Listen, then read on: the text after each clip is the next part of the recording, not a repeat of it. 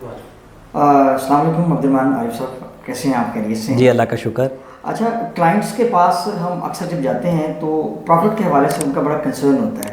ज़ाहिर है मुल्क की जो सूरत हाल है वो चूँकि डायरेक्टली एक एलिमेंट है जो प्रॉफिट के साथ लिंक होता है, तो आप थोड़ी सी आज रोशनी डालें कि जो मैनेजमेंट स्ट्रैटेजी है प्रॉफिट के हवाले से वो क्या है? Thank you very much Imran साहब, बहुत शुक्रिया। आपने एक बड़ा इंटरेस्टिंग सवाल पूछा। देखिए, प्रॉफिट सबसे पहले तो ये अंडरस्टैंडिंग बिल्ड करें कि जिम्मेदारी किसकी है। सीईओ की जिम्मेदारी है प्रॉफिट डिलीवर करना। जो कंपनी को ड्राइव कर रहा है, जिसकी जिम्मेदारी है, तो प्रॉफिट उसने देना है। अच्छा, प्रॉफिट के कुछ बेसिक पार्ट्स हैं। उसका सबसे इंपॉर्टेंट पार्ट होता है कि आपका जो कॉस्ट ऑफ गुड सोल्ड है वो कितने % है ऑफ द सेल। COGS या कॉस्ट ऑफ सर्विसेज सोल्ड कह लें या कॉस्ट ऑफ गुड सोल्ड कह लें, ये पहला एलिमेंट। सेकंड एलिमेंट इसका होता है जिसको आप कॉर्पोरेट शेयर्ड सर्विसेज बोलते हैं, जिसमें आपके ओवरहेड्स या बाकी सब चीज़ें जो आप बिज़नेस को करने के लिए इस्तेमाल करते हैं वो आ जाती हैं। तीसरी चीज़ इसका टैक्स है। So that's a tax is a very very important part जो कि बॉटम लाइन को ब्लीड करता है। तो ये 3 चीज़ें हैं जो प्रैक्टिकली प्रॉफिट्स के एक कोर हिस्से को ईटन अप करती हैं। ठीक है जी, और इसको आगे फिर लेके चलते हैं। ओके, जब हम कॉस्ट ऑफ गुड सोल्ड की बात करते हैं तो नॉर्मली लोग समझते हैं कि जो बाइंग है रॉ मटेरियल की, या अगर वो फिनिश गुड खरीद कर ट्रेडिंग कर रहा है तो सिर्फ वो उसकी बाइंग ही उसका एक एलिमेंट है, लेकिन चीज़ें तो इसके अलावा भी कुछ होती हैं। तो दूसरा फिर आपने कहा कि जो शेयर्ड कॉर्पोरेट शेयर्ड सर्विसेज हैं, जो उसके 2-3 एलिमेंट आपने बताए हैं, तो उनको ज़रा डीप डाउन मज़ीद थोड़ा सा अगर एलाबोरेट करें तो। आज मेरा ख्याल हम कॉर्पोरेट शेयर्ड सर्विसेज से स्टार्ट कर लेते हैं। इसको एक टर्मिनोलॉजी होती है SG&A, जिसको बोला जाता है selling general and administrative expenses. ठीक है जी, ये एक आप समझे ओवरहेड्स का पार्ट होता है बिजनेस का। ये वो तमाम एक्सपेंसेस हैं जो वेरिएबल नहीं है। इसमें से कुछ पार्ट वेरिएबल होता है और कुछ पार्ट आपका जो होता है वो फिक्स होता है। तो जो वेरिएबल पार्ट है वो आप समझ लें कि जो सेलिंग एक्सपेंस होगा आपका, वो किसी हद तक आप कह सकते हैं कि वो वेरिएबल पार्ट है, जिसमें आपने राइडर्स रखे हुए हैं, ऑर्डर बुकर्स रखे हुए हैं, उनकी ट्रैवलिंग हो रही है। फॉर एग्जांपल आपकी कोई ऐसी लॉजिस्टिक्स कॉस्ट है जो सेल के साथ कनेक्ट है, ऐसी शिपमेंट कॉस्ट है, जब आपने शिपमेंट रिलीज़ करनी है तो आपकी वो कॉस्ट लगनी है। अच्छा, वो COGS में कैटर नहीं जी, होंगे वो यहाँ जी, वो उसका सेलिंग एक्सपेंस है। ठीक है जी, लेकिन है तो वेरिएबल, लेकिन अब इसका एक बहुत बड़ा पार्ट फिक्स होता है। सेलिंग जर्नल का अंदर एडमिनिस्ट्रेटिव एक्सपेंसेस जो होते हैं आपके, वो सारे के सारे फिक्स होते हैं। आपने बैक एंड पे IT डिपार्टमेंट बनाया हुआ है, HR डिपार्टमेंट बनाया हुआ है, एडमिन डिपार्टमेंट बनाया हुआ है, क्वालिटी डिपार्टमेंट बनाया हुआ है। ये बहुत सारे लोग ऐसे हैं जो बैक एंड सपोर्ट पे बैठे हुए हैं, और वो बहुत बड़ी बैकबोन है इदारे की। क्योंकि जब आप ग्रोथ की बात करते हैं, जब आप कंट्रोल्स की बात करते हैं, जब आप क्वालिटी की बात करते हैं, जब आप कस्टमर सर्विस की बात करते हैं, तो आपके ये सारे डिपार्टमेंट्स बड़े अलाइन होने चाहिए। ठीक है, यही हम पिछले 10 साल से लोगों को सिखा रहे हैं। इनका जो कम्युनिकेशन फ्लो है डिपार्टमेंट टू डिपार्टमेंट, वो बड़ा मैटर बहुत इंपॉर्टेंट है, बहुत इंपॉर्टेंट है। क्योंकि जो CEO है वो एक्चुअल में सेल भी देख रहा है, वो COGS भी देख रहा है, वो फिक्स एक्सपेंसेस भी देख रहा है, और वो टैक्सेस भी देख रहा है। जब वो सारी प्रॉफिट एंड लॉस देख रहा है, तो ये जो सेलिंग जनरल और एडमिनिस्ट्रेटिव एक्सपेंसेस के अंदर जो कॉर्पोरेट शेयर्ड सर्विसेज वाला जो पूरे का पूरा पार्ट है, ये बड़ा क्रिटिकल है। अच्छा, नॉर्मली इसकी परसेंटेज टू सेल लोग मेंटेन नहीं कर पाते, या तो लोग बहुत स्लो कर देते हैं। इसके ऊपर एक फिनोमेना है बड़ा इंटरेस्टिंग, वो मैं आपको बता देता हूँ। वेरी इंटरेस्टिंग फिनोमेना वो मैं बताऊंगा। ये एक ऐसी चीज़ है जो आपको बिजनेस से बाहर नहीं निकलने देती। वो क्या है? जब आप 10 डिपार्टमेंट के काम खुद करेंगे तो क्या होगा कि ओवरहेड्स तो कम होंगे, लेकिन ग्रोथ नहीं आ रही होगी, क्योंकि CEO स्ट्रेटजी पे काम ही नहीं कर रहा। सर, ये बेसिकली वो पेन पॉइंट है जो हमारी ओवरऑल इंडस्ट्री का या बिजनेस कम्युनिटी का एक डायलेमा है। मतलब CEO की ख्वाहिश होती है कि बहुत सारे काम मैं अपने हाथ से ही करूँ, तो चूँकि वो सारे काम ह्यूमनली पॉसिबल नहीं होते, फिजिकली भी पॉसिबल नहीं होते उससे कि वो करे, तो वो डेडिकेट नहीं करता और वो डिपार्टमेंट्स को ग्रो नहीं करवाता, तो बहुत सारी चीज़ें रुक जाती हैं। उसके पीछे एक नेचुरल फिनोमेना है। जब बिजनेस शुरू होता है तो छोटा होता है, सारे काम वो खुद कर रहा होता है। अच्छा, वक्त के साथ साथ वो ग्रो करता है। उसने 30-35 हज़ार रुपये के मैक्सिमम बंदे रखे होते हैं। मैंने अपनी ज़िंदगी में जब कंसल्टिंग स्टार्ट की, और पहली दफ़ा जब मैंने किसी सेठ को जाके कहा कि जनाब आपका जो HR मैनेजर है वो तो 4 लाख रुपये का होना चाहिए, तो उसने मेरा कॉन्ट्रैक्ट ही ख़त्म कर दिया। उसने कहा मुझे लगता है कि आपका ज़हनी तवाज़ुन ठीक नहीं है, क्योंकि ये काम तो 35,000 रुपये का बंदा करता है। सो इसी तरह अगर मैंने उसे कहा कि यार फाइनेंस मैनेजर आपका कम से कम 5 लाख रुपए का सीएफओ होना चाहिए, उसने कहा ये काम तो मेरा 28,000 रुपए का अकाउंटेंट करता है। हाँ, तो एक्चुअल में सारे काम सीईओ प्रैक्टिकली खुद ही कर रहा होता है, उसके पास टीम नहीं होती। अच्छा, इसके होता क्या है, आपकी ओवरहेड कॉस्ट कम होती है, आप वहाँ बहुत सारी मेहनत खुद करते हैं और प्रॉफिट नीचे से बनता है। अच्छा, उस प्रॉफिट से आप अपनी प्रॉपर्टीज़ वगैरह बाय कर लेते हैं। हम लोगों को ये समझा रहे हैं कि आप सीईओ के तौर पे यहाँ पे काम करें, अपनी सैलरी लगा लें, अपनी सैलरी अच्छी ले लें, ठीक है, प्रॉफिट क्यों बना रहे हैं? हाँ, ठीक है। क्या मुसीबत पड़ी हुई है प्रॉफिट बनाने की? ना बनाए।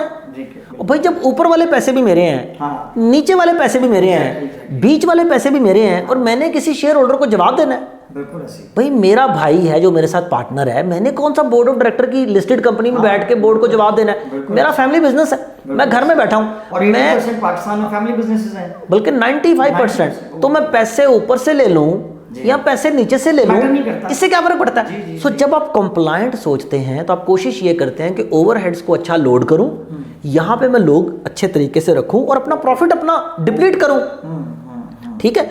उल्टा ये होता है कि जब हम प्रॉफिट निकाल लेते हैं उस पर इनकम टैक्स देना पड़ जाता है। एग्जैक्टली। अच्छा, फिर इनकम टैक्स को छुपाने के चक्कर में आप कुछ और करते हैं। तो it's better to bear the expenses. उस एक्सपेंसेस के चक्कर में आपके इदारे की बैकबोन खड़ी हो जाएगी। So the backbone of the organization is the back end departments. तो वो डिपार्टमेंट्स खड़े हो जाएंगे और आहिस्ता आहिस्ता आपका बहुत सारा वक्त लगना शुरू हो जाएगा स्ट्रैटेजी के ऊपर, सेल्स के ऊपर, चैनल्स के ऊपर एंड सीओजीएस के ऊपर। क्योंकि किसी भी कारोबार के अंदर एक बात समझने वाली है, मेजर पोर्शन वेरिएबल होता है। जी। अगर मेरे 60% ऊपर पड़े हुए हैं और मैं अपना सारा वक्त नीचे 15% पर लगा रहा हूं, तो मैं सीओजीएस कभी ठीक ही नहीं कर सकता। 70% कंपनीज जिस पे मैं जाता हूं वहां पे ग्रॉस मार्जिन की कैलकुलेशन ही नहीं हुई होती। अच्छा। जब ग्रॉस मार्जिन की कैलकुलेशन नहीं है तो उसको अपने वेरिएबल एक्सपेंस का पता ही नहीं है। और वो सारे का सारा दिन बैठ के एडमिन के लोगों को मैनेज कर रहा है, प्रोडक्शन के लोगों को मैनेज कर रहा है, जो कि फिक्स कॉस्ट है। तो अगर वो अपना टाइम निकलेगा, वो अपना टाइम प्रोडक्ट डेवलपमेंट पे लगाएगा, R&D पे लगाएगा, अपनी कॉस्टिंग के ऊपर लगाएगा, सॉफ्टवेयर पे लगाएगा, तो अपना ग्रॉस मार्जिन कैलकुलेट कर सकता है। सो ये एक बहुत बड़ा फैक्ट है। तो प्रॉफिट को बनाने के चक्कर में जो कि इर्रेशनल है, आप अपना पूरे का पूरा स्ट्रक्चर खराब कर बैठते हैं। एग्जैक्टली। सर, आपने भी मार्केट में देखा भी होगा ना कि माशाल्लाह चूंकि M N bank more than 600 projects deliver कर चुका है और पिछले 10 साल से मार्केट के अंदर इसने जो है वो कॉर्पोरेट कंप्लायंस के अंदर अपना नाम बनाया है। तो एक जो ऑब्जर्वेशन में चीज़ें आई हैं कि जो इन डायरेक्शंस को जो भी आपने बताई हैं ऑर्गेनाइजेशंस फॉलो कर रही हैं, उन लोगों ने न सिर्फ स्केलेबिलिटी अचीव की है बल्कि उनकी जो डिपार्टमेंट टू डिपार्टमेंट स्मूथनेस है उसमें भी काफ़ी इंप्रूवमेंट है। बड़ी खूबसूरत बात की आपने। अच्छा, स्केलेबिलिटी जो है इनएविटेबल है। क्यों? आप कहते हैं यार मेरे खर्चे कंट्रोल करके मैं बच जाऊंगा। आप नहीं बचेंगे क्योंकि inflation is continuously going up. Exactly. अगर आपकी ग्रोथ आपकी इन्फ्लेशन से ज़्यादा नहीं है तो आप वैसे ही खत्म हो जाएंगे। ये बड़ी टेक्निकल बात है, ये समझिएगा कि अगर मेरी इन्फ्लेशन मुल्क की 30% है और मेरी जो वॉल्यूम या मेरी volume growth year on year 30% से ज़्यादा नहीं है, तो हर साल डेफिसिट आता जाएगा। मैं डिक्लाइन कर रहा हूँ, मार्केट शेयर लूज कर रहा हूँ। यस। अच्छा, इसमें एक और भी गलती कर रहे हैं लोग, छोटी सी। लोग वैल्यू शेयर को समझ रहे हैं market share. Exactly. It's a biggest mistake. जी, ये मिसकॉन्सेप्शन है। क्यों? क्योंकि मैं चीज़ें इन्फ्लेशन के साथ महंगी होती चली जा रही हैं। मेरी सेल पिछले साल 1 अरब की थी, इस साल 1.25 अरब की होगी, तो मैं खुश हो रहा हूँ। एग्जैक्टली। साइकोलॉजिकली हालांकि वॉल्यूम में आपने डिप खाई है 10%। जी। तो पिछले 2-3 सालों से चूंकि हुआ ये लोगों के साथ। हाँ, तो मैंने अब ये कोशिश की है, अपने जहाँ जहाँ मैं जाता हूँ लोगों को बताता हूँ कि आप ग्रोथ सिर्फ वॉल्यूमेट्रिक ग्रोथ देखें, क्वांटिटी ग्रोथ देखें, यूनिट ग्रोथ देखें। मुझे ये ग्रोथ जो है ना, ये पैसों वाली, ये तो समझ में नहीं आ रही है। आपने 4 दफा प्राइस बढ़ा दिए तो आपने मैच कर लिया और आप खुश हो गए। हाँ। तो दूसरा पार्ट जो हम डिस्कस कर रहे थे, जो कि इसी को SG&A को कंट्रोल करता है, जो इसके अंदर आता है, वो होता है कस्टमर इंटरेक्शन एफिशिएंसी। जी, बिल्कुल, बहुत इंपॉर्टेंट। क्योंकि जो कस्टमर के साथ काम कर रहे हैं, जहाँ पे आपकी कस्टमर सर्विसेज हैं, जहाँ पे आपकी मार्केटिंग एंड एडवर्टीजमेंट है, जहाँ पे आपका सेल एक्सपेंस है, जहाँ पे आपका order fulfilment and billing expense है, जहाँ रेवेन्यू जनरेट होना है, वहाँ पे नहीं। एक तो revenue generation is the one part. After sale service जो आपने अपनी पूरी कॉस्ट बिल्ड की हुई है कि यार मैंने कस्टमर को इंटरेक्ट करना, उसका कोई मसला आ गया, क्योंकि मेरी वो फ्यूचर सेल को हिट कर सकती है। तो ये 4 जो एलिमेंट मैंने बोले हैं, जिसमें सेल्स एक्सपेंस, अपने एक्सपेंसेस हैं सेल्स के एलिमेंट, उसके अलावा जो मार्केटिंग एंड एडवर्टीजमेंट एक्सपेंस है, जिसके ऊपर आप बहुत स्ट्रैटेजी बनाते हैं, आपका डिजिटल स्पेंड है, आपका पेपर स्पेंड है, आपका ATL है, BTL है, TTL है, बहुत सारे स्पेंड्स हैं जो बताते हैं कि हमने किस तरह स्पेंडिंग करनी है। इसके अलावा जो मैंने तीसरा वर्ड बोला वो है जी आपका जो बिलिंग एक्सपेंस है, जो आप बिलिंग करते हैं कस्टमर्स को, उसके लिए भी आपने बैकएंड पे लोग बनाए होते हैं। तो अगर आपका बिल साइज बहुत छोटा है तो आप छोटी छोटी इनवॉइसेस कर रहे हैं, उसके लिए अलग लोग बैठे हुए हैं जो मैनेज कर रहे हैं उसको। तो ये कुछ चीज़ें हैं जो मिलके आपकी कस्टमर इंटरेक्शन एफिशिएंसीज के ऊपर अगर आप काम करेंगे तो आपकी वहाँ से भी प्रॉफिटेबिलिटी पे इजाफा हो सकता है और आपकी टॉप लाइन के ऊपर भी इम्पैक्ट आएगा। ऑब्वियसली चूंकि आपका जो मार्केट साइज है वो इंक्रीज होता है, जब आप नंबर ऑफ कस्टमर नेटवर्क आपका बढ़ता है और ज़्यादा लोग आपकी चीज़ को बाय कर रहे होते हैं तो ऑब्वियसली वो आप डायरेक्टली आपका प्रॉफिट भी उससे जनरेट हो रहा होता है और कॉम्प्लेक्सिटी बढ़ जाती है। कैसे? अगर मेरा स्केल बढ़ रहा है तो नंबर ऑफ ट्रांजैक्शंस बढ़ रही है, बिल्कुल ऐसे ही, नंबर ऑफ कस्टमर्स बढ़ रहे हैं, नंबर ऑफ कंप्लेंट्स बढ़ रही हैं, नंबर ऑफ सॉल्यूशंस आपको टाइम पे देने हैं, नंबर ऑफ कॉल्स आपको देखो ना, आपके पीछे कॉल सेंटर बनाना पड़ेगा आपको। अगर आपकी 10 दुकानें हैं और आप 10 दुकानों से सेल कर रहे हैं तो 10 दुकानों की कंप्लेंट्स भी तो आनी है, और कंप्लेंट्स जो है वो पार्ट ऑफ बिजनेस है। बिल्कुल ऐसे ही, कम ज़्यादा हो सकती है कि 0 हो सकती है या 10 हो सकती है, 20 हो सकती है, लेकिन ख़त्म नहीं हो सकती, बिकॉज आपने कोई चीज़ बेचनी है तो आप उसको ओन करते हैं एज अ ब्रांड, तो you have to own the cost of that complaint. इससे मैं अगर ये भी नतीजा निकालूं कि आपने इतनी अच्छी मार्केटिंग कर दी किसी एक प्रोडक्ट की जिससे आपका मार्केट में वॉल्यूम की डिमांड एकदम से निकल आई और वो डिमांड जनरेट आपने कर दी और आपने उसको डिलीवर करना शुरू कर दिया, लेकिन आपने जो अभी बड़ी खूबसूरत बात की स्टार्ट में कि अगर बैकएंड डिपार्टमेंट आपका कमजोर रह गया किसी तरीके से और उस डिमांड को बर्दाश्त आप एग्जीक्यूट नहीं कर पाएंगे, आप एग्जीक्यूट नहीं कर और अगर कर भी दिया तो खुदा ना खास्ता को मसला आ गया, जी उसको हैंडल नहीं कर उसको अगर आप हैंडल ना कर पाए तो आपका बैकफायर करेगा, जी बैकफायर करेगा। तो इसलिए वो आपके ब्रांड की जो एक रिप्यूट है यस, वो डायरेक्टली डिस्टर्ब तो customer interaction efficiencies that's need to be very closely monitored.